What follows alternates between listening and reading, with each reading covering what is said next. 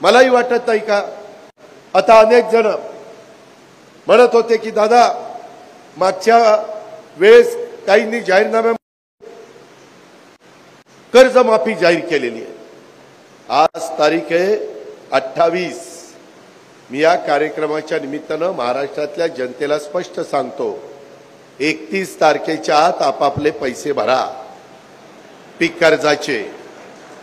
त्याच्यामध्ये जे काही सांगितलेलं होतं ते प्रत्यक्षात कृतीमध्ये येत नाही।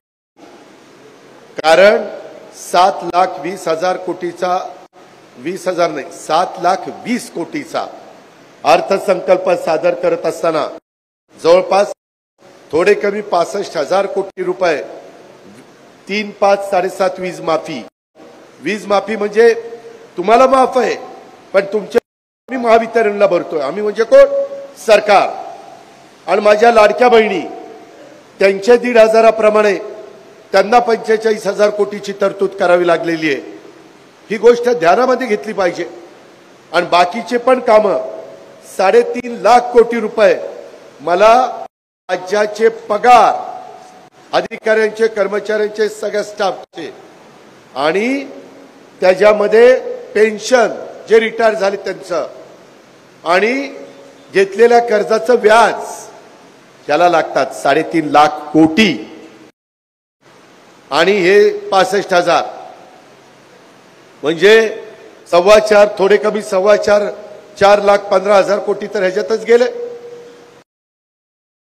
मला शाळा त्याला पुस्तकं वह्या त्यांना युनिफॉर्म त्यांचे हॉस्टेल त्यांचा बाकीचा खर्च इतर अनेक प्रकारचे खर्च असतात। तुमचे रस्ते लाईट पाणी मूलभूत गरजा ह्या सगळ्या आपल्याला या निमित्तानं द्यावे लागतात।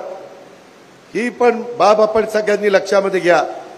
मला काल मी कोल्हापूरला होतो, तिथेही मला मुश्रीफ साहेबांनी सांगितलं अहो लवकर सांगा, लोक पैसे भरनात वाट बघत बसले। आणि त्याच्यामुळं परिस्थितीनुरूप आम्ही पुढचे त्या ठिकाणी परिस्थिती नाही। त्याच्यामुळे या वर्षी पण पुढच्या वर्षी पण घेतलेल्या पीक कर्जाचे पैसे भरा। मी मात्र एक केलं, जे पीक कर्जाच्या करता 0% व्याजा करता तुम्हाला जी मदत व्हायला पाहिजे आणि बँकेला त्यांचे जे काही टक्के भरावे लागतात ती सगळी रक्कम जवळपास 1,000 ते 1,200 कोटी रुपये आहे, ती मी बँकांना पास ऑन केलेली आहे।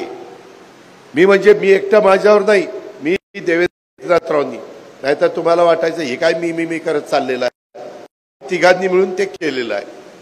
आता हे सगळं करत असताना ज्यांचं पैसे परवा आम्ही क्लिअर केलेले आहेत, दुधावाल्यांना जो तुम्ही घातलेल्या दुधाबद्दल राज्य सरकार तुम्हाला जे अनुदान देतंय ते पण बहुतेकांच्याकडे जमा झालेलं असेल। जमा झालेलं नसेल, चेअरमन कुठे गेले? जमा झाले का?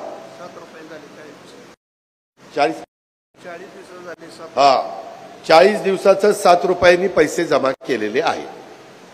अजून काही जाहीर केलेलं राहिलं असेल तर ते पण त्या ठिकाणी करून देईन। मी त्याचा हिशोब दुग्ध विकास खात्याला मागितलेला आहे आणि त्या पद्धतीने तेही आम्ही करू। त्याच्याही बद्दल तिळमात्र शंका मना माझ्या शेतकरी बांधवांनी दूध उत्पादक शेतकऱ्यांनी माझ्या मायबाऊलींनी करू नये अशा प्रकारची विनंती मी या निमित्तानं त्यांना त्या ठिकाणी करू इच्छितो। मित्रांनो, एकंदरीतच आपण जे काही भाव दिला